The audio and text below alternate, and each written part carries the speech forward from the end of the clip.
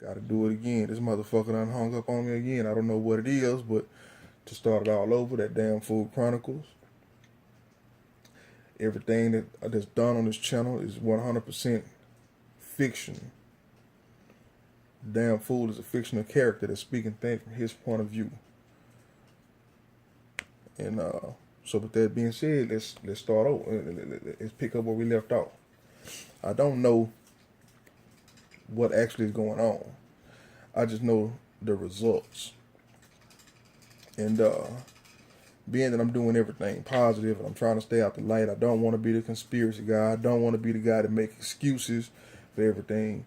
But it's hard to not make excuses when you're figuring out that on this road that you've been on, it's been outside forces, that you've been having to deal with that normally you wouldn't have to deal with. I mean, normally I would be Iron Man. I'd be walking through this shit. Everything was like a comedy show to me, man, because I'm real good at dodging shit. I'm real good at not getting caught up in shit.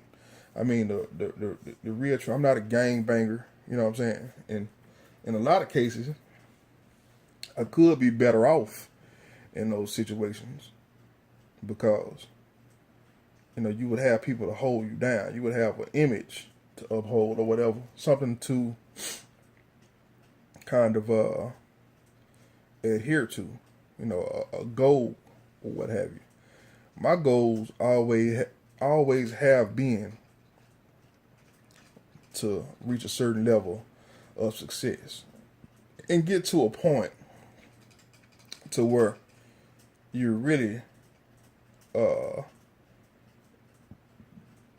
what's the good word to look for? Really above the normal situations. So with that being said, I mean, if you have what they call a successful career at selling barbecue, but you turn into a vegetarian, well, I'm not trying to poison you by selling you barbecue. I'm just giving you the product that you like. But when I came up with the product, I was a barbecue eater. I was eating chitlins, barbecue, neck bones, soul food, the whole 9 yards. But now that I'm a vegan, I still have a barbecue restaurant. So basically what I'm saying, I've always looked at the current situation like make the most out of the situation that you're in. And when you transcend that particular process, it's still a notch under your belt. So you just rose up a level, but you're still, what I'm saying? So it's not something, so it's not something that you're not. It's just something that you used to be. It's something that's a part of you that, you understand what I'm saying? I mean, it shouldn't be hard to realize, man. I think everybody does it. Everybody does it. Just the fact of hearing somebody say it out loud, you may not understand what you're listening to. But that's really what it is, man. In order to be a good creator, you know what I'm saying, and a good businessman, you have to know your product better than, for one, your customers. Because if your customers don't need you, then they don't need your product. You know what I'm saying? So as a good businessman, you have to be one step ahead of your customers and one step ahead of the competition. When you're not, that can be, that could be the downfall of your company. That's why, I pray every day for spiritual protection over, the company that I'm trying to build, or the company that I'm building, and also over my life and restore my brain. I have to pray every day on these things because apparently I slid down the black hole of loving information. I guess they call it being an information junkie. I don't call it that, but people call shit whatever they want to call it, and label shit, then give it a negative connotation. But this is what I say: if you're on a road to trying to better yourself, the best thing to do is find out about things that interest you. You understand what I'm saying? So if somebody presents something that interests you, and you follow it and you want to learn about it, how is that a negative thing? You know what I'm saying? And when you're learning what they're doing and you say, oh, I see what they're doing. These motherfuckers ain't really all that smart at all. Most of these niggas reading teleprompter. Now I'm not saying that they're not smart, they don't know what they're talking about, but a lot of time when you see these dudes talking ad nauseum, you know what I'm saying? It's almost like they reading and looking at something and reading it to you, but you can't see them looking at it because you see them looking at a camera. So, with that being said, you say, you know, I figure out that part of it. I think I can build on what they already done, and you add your 2 cents into it. All of a sudden, it's a crime. You understand what I'm saying? Then you find out, okay, this whole thing's kind of like a spider web.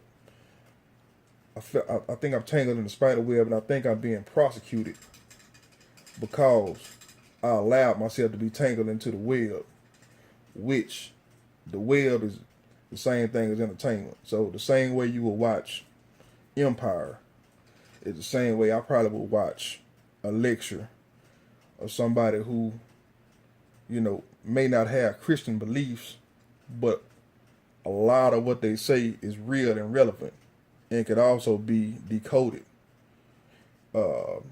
into something extremely relevant. So, you know, you looking at it, the average person looking at it one way, but you're looking at it a different way. But you're being judged, you're being assessed as looking at it the way everybody else is looking at it. I'll give you a prime example. I have a backdrop of Khalid Muhammad on my Facebook page. Now the average person would see that Facebook page and say, oh, this dude think he radical. He think he's a Khalid Muhammad. He follow Khalid Muhammad. I said, man, that's crazy. Now, I like Khalid Muhammad. I like his stance. I like his fight. When it come to speaking from a people who feel like they have the freedom, you know, to uplift and for people that's oppressing them, say, hey, man, you know, since we don't have to take that, we ain't going to take it. Let's, you know, look at it we're coming with this point of view. So it's a good mind state to have when you in a mental battle.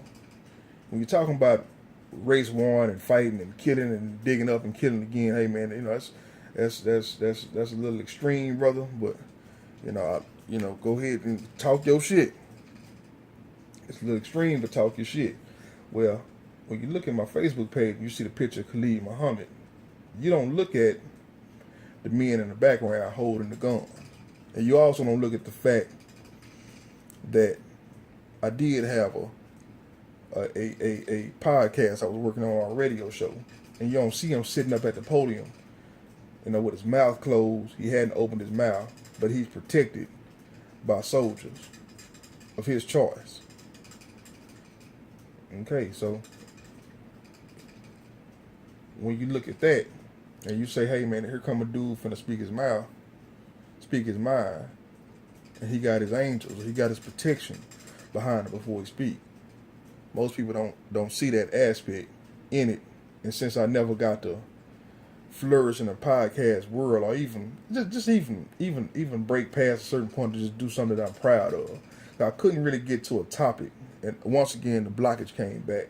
But I never got to a topic that I really wanted to stand firm on, because a lot of the stuff that I was looking at and a lot of the people that I thought were genuine, I started seeing that these people were like in pockets, man. And it's very rare that you will see different people in different pockets, or, you know what I'm saying? So you would think that all these people had the same goals and motivations, you know what I'm saying, in pure hearts into doing certain things, until you've seen that a lot of these people are stuck, man. They kind of running in circles. And I'm not saying that they don't have any room to grow. I'm just saying if it was sincere, a lot of this stuff would be interwoven and crossbred. So I see a lot of, basically from my standpoint, it looked like you might want to leave that over there. You know what I'm saying? take the knowledge that you got and build into your own circle, you know. So I did want to get into the conspiracy theory thing for a little while because I could see over the veil, but I didn't want to be the conspiracy dude. I didn't want to be trapped into it. I just want to be able to see it. You know, when you realize you kind of trapped in it, it kind of has a different modality to it. You know what I'm saying? It's like it just has a different modality, man. And one of the things that's bothering me is, and I'm gonna get off here for a minute. It's just some stuff I wanted to get off my chest that I didn't get to get out. And maybe I'll talk about it another time. But you know, it just makes you lazy, man. Like, it makes you extremely lazy because it's not a lot you can do. Like, if you got a mission, you can get out and complete your mission. But